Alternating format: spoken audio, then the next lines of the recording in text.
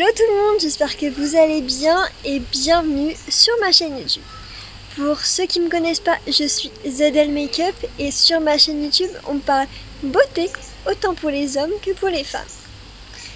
Aujourd'hui, encore un crash test. Donc si ça vous intéresse, je vous laisse avec la suite de la vidéo.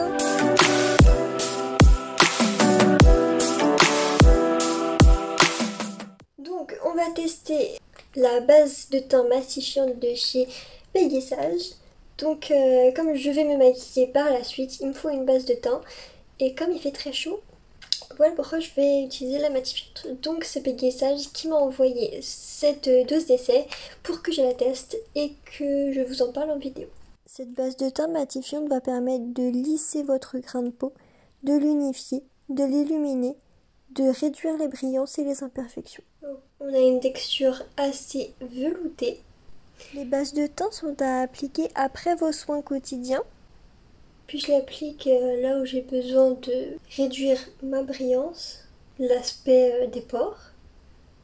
J'adore vraiment la texture des bases matifiantes parce que c'est très velouté, très agréable. Et il faut préciser également que j'ai fait mes soins avant d'appliquer la base.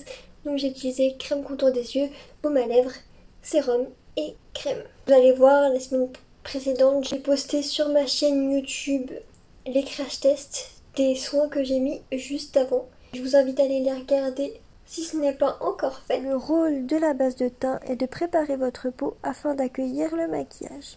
La texture de la crème est vraiment super agréable, j'adore. Donc comme il fait très chaud, j'ai tendance à avoir un peu de rougeur. C'est pas dû aux crèmes.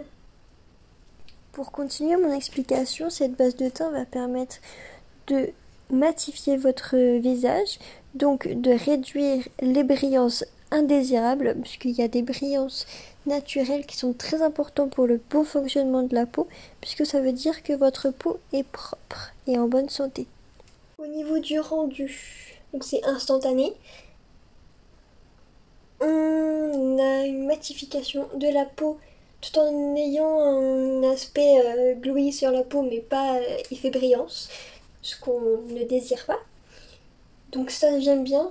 J'ai toujours la peau bien hydratée, ça me l'a pas asséché. Les pores sont lissés, quand je les touche je les sens pas.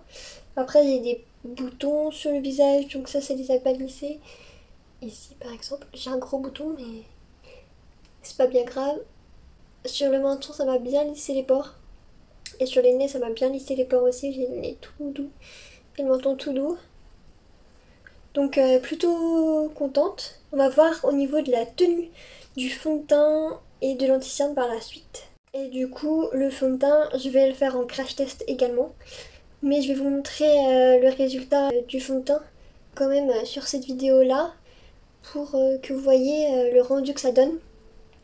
Et je vous montrerai également le rendu du fond de teint sans la base avant, pour que vous voyez le réel besoin d'avoir cette base là ou pas. Donc j'ai pu me maquiller, j'ai fait tout mon maquillage complet. Et lorsque j'ai poudré, je me suis rendu compte qu'en fait la matification de la base était la même que la poudre. Donc ça veut dire que la base matifiante fait bien son job. Après ça a juste permis de fixer mon teint en fait, la poudre. Et d'ailleurs ma poudre c'est la poudre translucide libre à la vitamine C de chez Technique, qui est vraiment top. Elle hydrate bien la peau et tout ça, c'est vraiment super agréable. La base elle est vraiment top, puis elle fait un fini velouté sur le visage. Et quand j'ai appliqué le fond de teint, je me suis rendu compte que la base a vraiment bien lissé mes pores. Parce que j'ai pu mieux appliquer mon fond de teint. C'était vachement plus agréable et une couvrance un petit peu plus haute. Ça a pu couvrir des petites imperfections que je n'aurais pas pu couvrir sans la base matifiante. Donc ça c'est vraiment top. Je vous fais un petit update du fond de teint sans la base pour vous montrer ce que ça donne et vous donner vraiment mon avis. Parce que comme le fond de teint je le crash test aussi en même temps, je peux pas trop vous dire actuellement ce que ça donne. Alors il est actuellement presque minuit à l'horloge, donc on va pouvoir faire le petit update. Alors vous voyez de loin On dirait que le fond de teint n'a pas bougé, il est super beau de loin. Par contre, lorsque l'on se rapproche, je sais pas si vous allez voir, mais il s'est déplacé au niveau de mon nez en fait. Comme j'ai tendance à me gratter beaucoup le nez comme ça.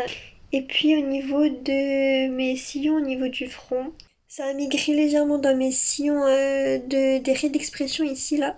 Hop. Et sur les côtés, on voit de nouveau mes pores, le petit point noir, etc. Un peu dommage. Donc je l'ai porté une dizaine d'heures à peu près le fond de teint. Et il faut bien mettre une bonne base avant, bien partout pour que ça lisse toutes les imperfections. Donc j'ai retesté le fond de teint sans la base, du coup qu'on a testé hier, mais que vous avez vu au début de cette vidéo. Ma peau est toujours aussi douce, donc ça n'a pas joué au niveau de la longueur de la tenue au fil de la journée. Par contre, ma peau est moins sèche. Je trouvais que ma peau était un peu sèche en fin de journée hier soir.